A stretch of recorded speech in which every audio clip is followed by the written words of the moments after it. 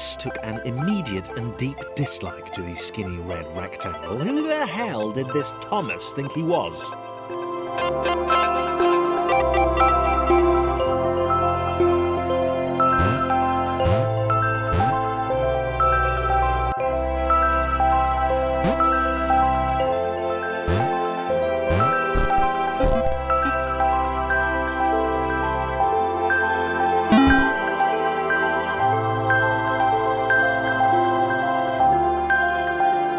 Chris had been doing fine. He wasn't the highest jumper, but he'd held his own. He'd even been graceful at times.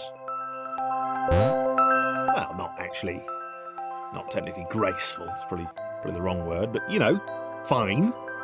There was that skinny little runt leaping about like he owned the place.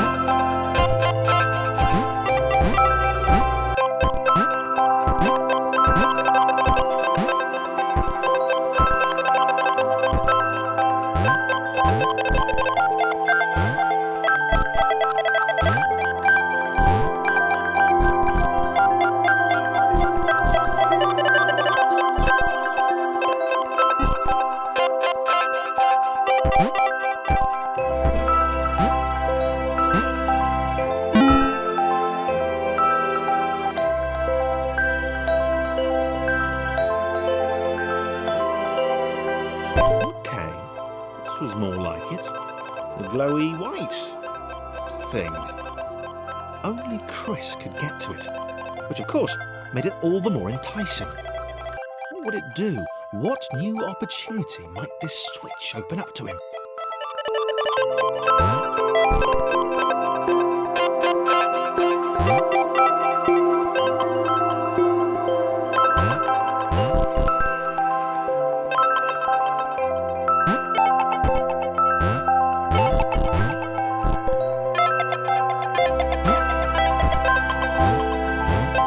Great. Another chance for Thomas to jump slightly higher than Chris. How fortunate. Seriously, this made the whole switch pressing thing entirely worthwhile.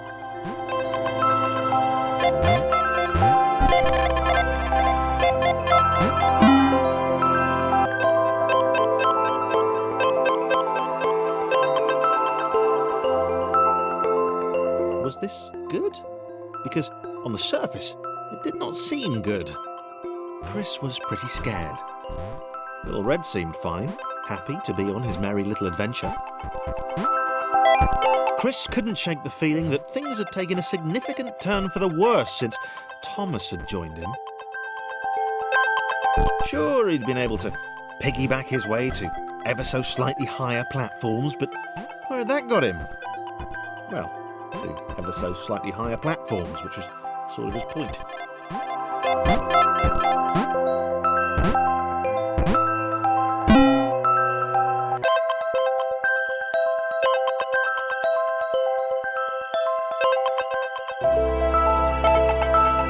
Chris stared at Thomas with pure hatred. He seemed so very happy at their situation. Friends together, a brave fellowship of quadrilaterals on a quest for greatness. That would be fine. But it was all the obvious observation that Thomas was doing which grated. Every time they saw something vaguely new, Chris would hear a satisfied little from the vaulting idiot.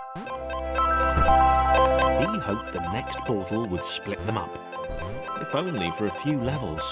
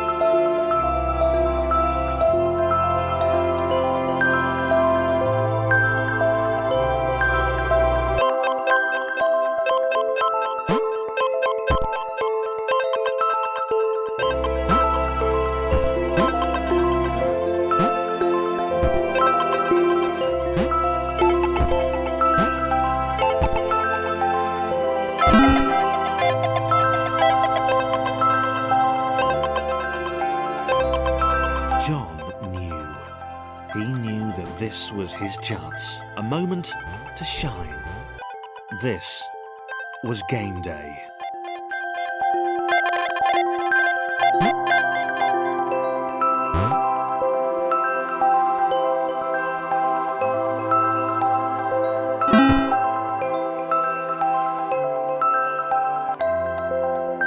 This would not do. John needed room to show off his exceptional skills. As it was, he was trapped on the wrong side of these little dot things. Where did they come from, anyway?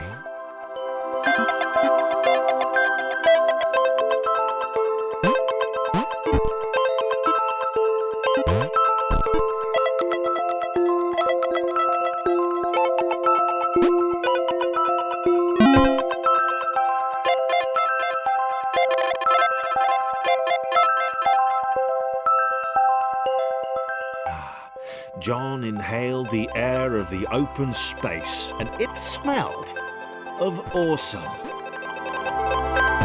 Time to flex those muscles, to put his training to use, time to show those little dots how it was done. John decided to press the switch, to let the little dots catch up with him. John cared for his new allies. You could tell from the sympathetic expression he'd practiced in the mirror all these years.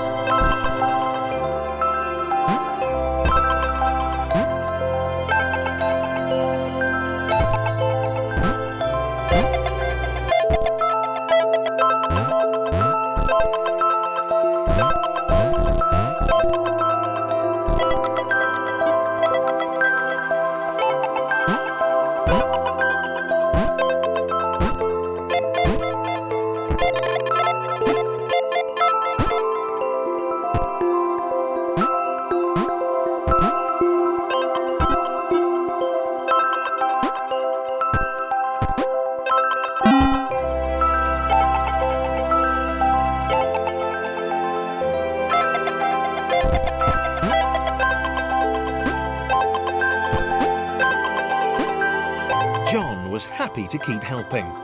He felt it was important to his image that he was seen to help the little guys.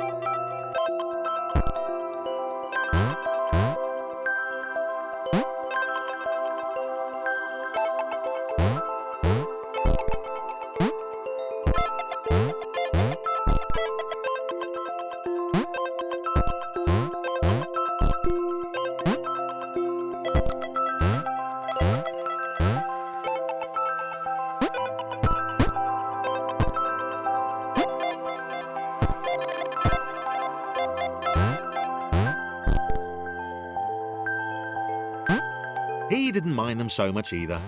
The red one, Thomas, had a charming way of applauding every time John jumped.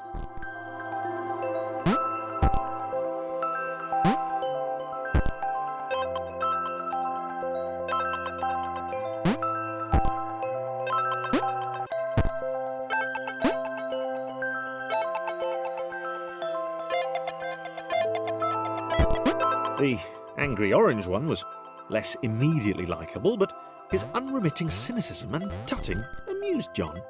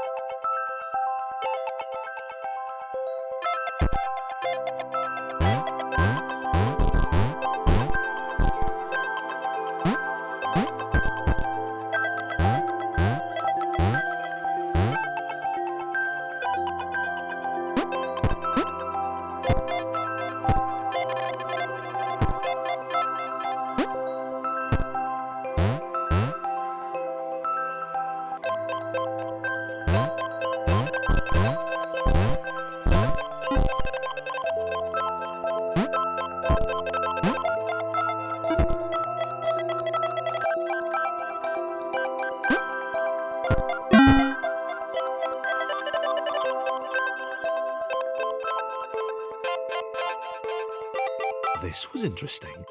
A floating target. This would require coordination, balance, and timing. John was sure the dots would be lost, but he was happy to guide them to triumph.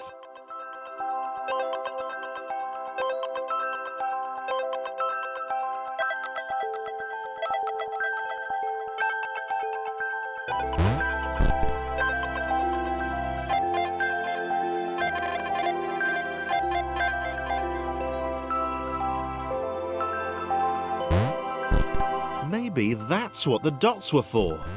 They were there to extend John's reach, to make his performance even more impressive. John liked the thought. He decided to keep them.